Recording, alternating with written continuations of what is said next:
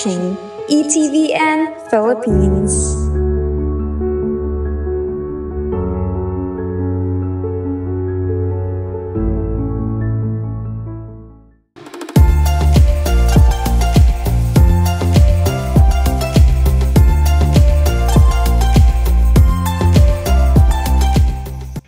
Nung siya ay binaril siya on May 13, May 13, Fiesta ng Fatima. 1981. Kaya nung siya nag-recover mula sa assassination attempt sa kanya, yung bala na pumasok sa katawan niya, pinalagay niya sa corona ng Fatima. Nilipat doon. Pero meron po akong question doon. Bakit umabot ng matagal bago i-reveal yung third secret? Ito isang medyo masalimuot na usapan. Marites din ito. Pero kasi, so binigay ni Sister Lucia sa Vatican yung secret. Nasabi niya, mga around 1960. Yun daw ang utos ng mahal na Birhen. Kailangan ilabas sa 1960. Ngunit yung Santo Papa noon, si Pope Saint John the 23rd, binasa niya yung secret at sabi niya, hindi ko muna ilalabas ito dahil hindi ito patungkol sa panahon na ito. Yun ang sinabi niya. Lalahanin natin na bilang Santo Papa, siya ay may otoridad na gawin ang ganitong klaseng desisyon. So, binasa niya to, tinago niya ulit. And then si Pope Paul VI noong 1965, binasa yung sikreto, tinago niya ulit. Si John Paul II ang nagdesisyon na ilabas na yung sekreto ng Fatima. Hindi na siya secret. 2000. Kaya yung secret, hindi na secret. Pero siya, nung unang binigay ito, noong 1917, secret pa rin. Now, ito may gusto lang akong gawing paglilinaw. Ang ating mahal na ina ay nagbibigay ng babala. Siya nagbibigay ng babala. Tungkol sa mga pwedeng mangyari kung tayo ay hindi magbabala. Ibig sabihin, ang kanyang mga binabanggit na mga pwede o maaaring mangyari sa future, sa kinabukasan ay hindi nakataga sa bato. Pwedeng magbago kung tayo ay makikinig at tayo ay susunod sa mensahe ng Panginoon na kanyang binibigay sa pamamagitan ng mahal na ina. Actually, ito si Brother Rick, minsan nabanggit niya sa akin na ang propeta ng ating panahon ay walang iba kundi ang ating mahal na ina. Na siya nagpapakita sa napakadaming pagkakataon na hindi lang sa Fatima kundi marami pang iba. At lahat ito, isa lang ang mensahe, ang pagbabago. Na tayo'y magsisi sa ating mga kasalanan at magbago na. Amen. Ngayon, tatanong ko kayo may mga nanay. Lahat kayo. Ang inyo bang mga nanay nagbababala sa inyo? Pag hindi mo ito ginawa, kaya nanay, di ba? Kaya nanay. No? So, ang nanay din natin ng sa katuay, ganyan din. Yes, pinapahayag niya yung babala na galing sa Diyos mismo. No? Pero, ihahayag niya, pag hindi niyo ito ginawa, ito ang mangyayari. Siya ba ay nagbabanta? Siya ba ay nagbabala? Hindi. Siya ay nagbababala. Hindi niya sinabi, mangyayari ito. Hindi. Ito ay para sa kabutihan natin at dapat pakinggan natin. Kasi pag hindi natin pinakinggan, mangyayari nga yung kanyang babala. No? Ngayon, yung babala niyang second secret. No? Ang babala. Pag hindi nagbago, magkaroon mas malaking digma. Nangyari ba? Yes. Nangyari ba? Ano yung digmang sumunod? World War II. World War II. Gusto siguro basahin ko lang. Yeah, sige. Yung aktual na teksto nung sinabi ng ating nung unang dalawang sikreto. Yeah, unang dalawang sikreto. Okay. Sabi ni Lucia, babasahin ko sa English. Okay. As Our Lady said these words, she opened her hands again as she had done the 2 previous months. The light reflecting from them seemed to penetrate into the earth, and we saw as if into a sea of fire. And immersed in that fire were devils and souls with human form, as if they were transparent black or bronze embers floating in the sky, floating in the fire, and swayed by the flames that issued from within themselves along with great clouds of smoke. falling upon every side just like the falling of sparks in great fires. Without weight or equilibrium, amidst wailing and cries of pain and despair that horrified and shook us with terror. We could distinguish the devils by their horrible and repulsive figures of frightful and unknown animals, but transparent as the black coals in a fire. Then Our Lady explained, "You have seen hell where the souls of poor sinners go. To save them, God wills to establish throughout the world the devotion to my Immaculate Heart. If people will do what I tell you, many souls will be saved and there will be peace. But if they do not stop offending God, another and worse war will break out in the reign of Pius XI. When you see a night illumined by an unknown light, know that it is the great sign that God gives you, that He is going to punish the world for its crimes by means of war, hunger, persecution of the Church, and of the Holy Father. To forestall this, I shall come to ask for the consecration of Russia to my Immaculate Heart and the communion of reparation on the first Saturdays. If they heed my requests, Russia will be converted and there will be peace. If not, she shall spread her errors throughout the world, promoting wars and persecutions of the Church.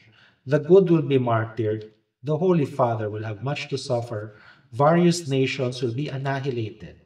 In the end, my Immaculate Heart shall triumph."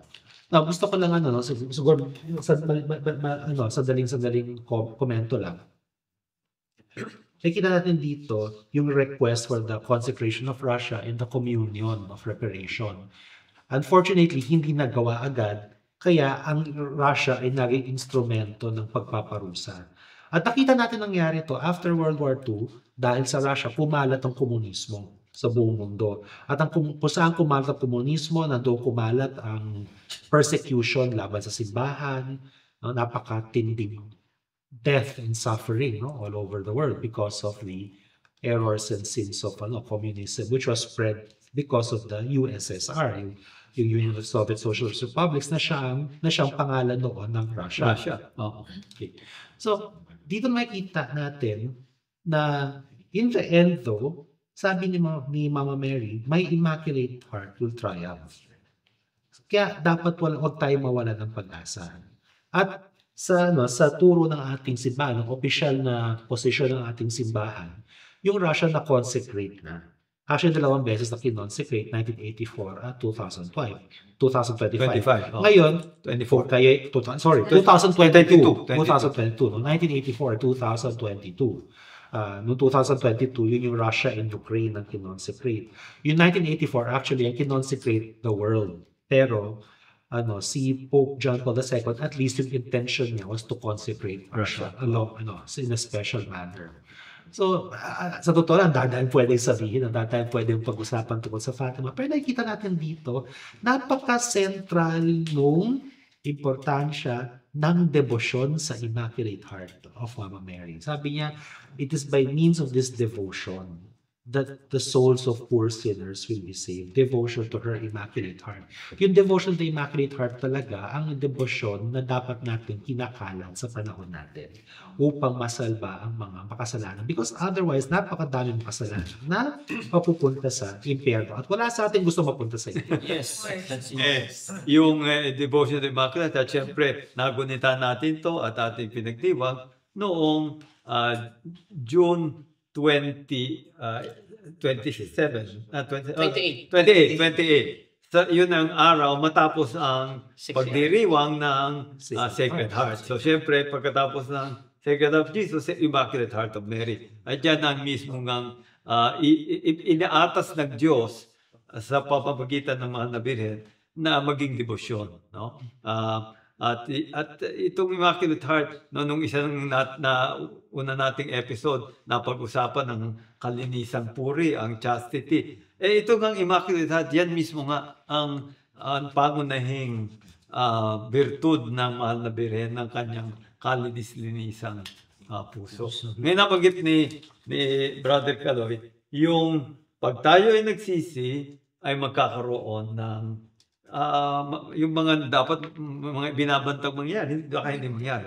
At sa Or at katunayan, least mabawasan. mabawasan. At sa katunayan, doon sa aparisyon ng mahal na birhen sa Lazaret, okay? Isa pa tong lugar kung saan nagpakita siya sa dalawang batang Pranses, 1840s kung di ako nagkakamali, no? Ay sinabi ng mahal na birhen doon, magkakaroon ng mga babala at mga pagpaparusa, no? Dahil nga sa kanyang babala no, ng mga gobyerno ay kakalas ng simbahan at kukontra na sa relihiyon at Diyos. Pero sinabi din niya noon doon sa batang lalaki si Maximin, sabi niya, kung magsisisi ang tao, ang mga ligalig at digma na mangyayari sa ika-20 siglo, 20th century, maaring lumipat sa unang 25 taon ng 21st century.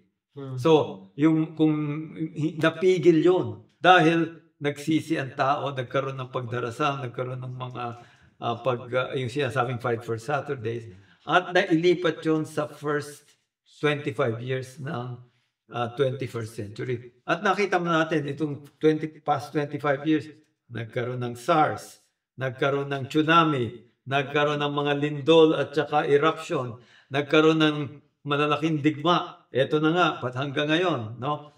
First 25 years. Hindi yan nangyari nung 20th century, pero sa atin, sunod-sunod, no? So parang nangyayari na nga, para bang na-postpone, pero pati COVID, yung SARS, MERS at COVID, yung pandemya, no? Naipon lahat doon sa 25 years. Yun ang isang napansin ng mga nagbababala. Gusto ko lang basahin sana, no? So, siguro huling dagdag ko na, no? Ito yung sinabi ni walang iba kundi si Jacinta, si Saint Jacinta, bago siya mamatay. Sabi niya, the sins that bring most souls to hell are the sins of the flesh. Certain fashions are going to be introduced which will offend our Lord very much. Those who serve God should not follow these fashions. The church has no fashions. Our Lord is always the same. The sins of the world are too great. If only people knew what eternity is, they would do everything in their power to change their lives. People lose their souls because they do not think about the death of our Lord and do not do penance. So, napaka-relevant kasi yung ating previous episode. Tungkol sa impurity. Tungkol sa kalinisan.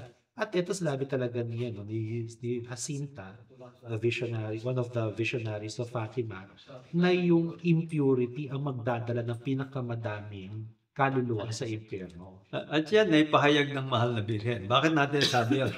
Kasi ang batang 6 years old, 7 years old, wala yung naintindihan sa impurity.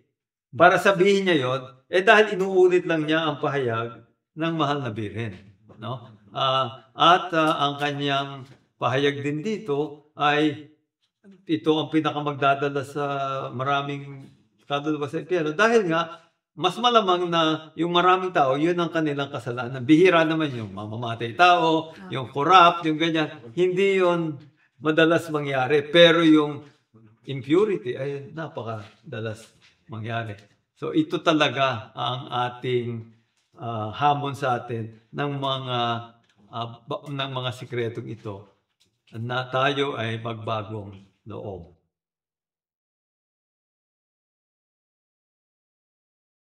Pagkakaintindi ko dito sa Fatima, itong sa mga apparition, it's all about a private revelation.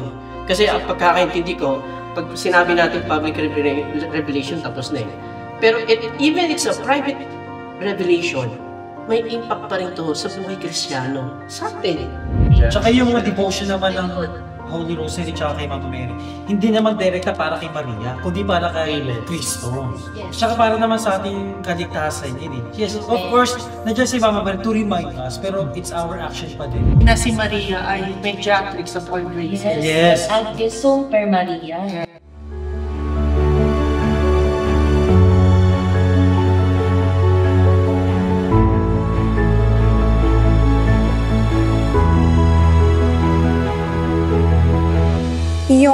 watching ETVN Philippines.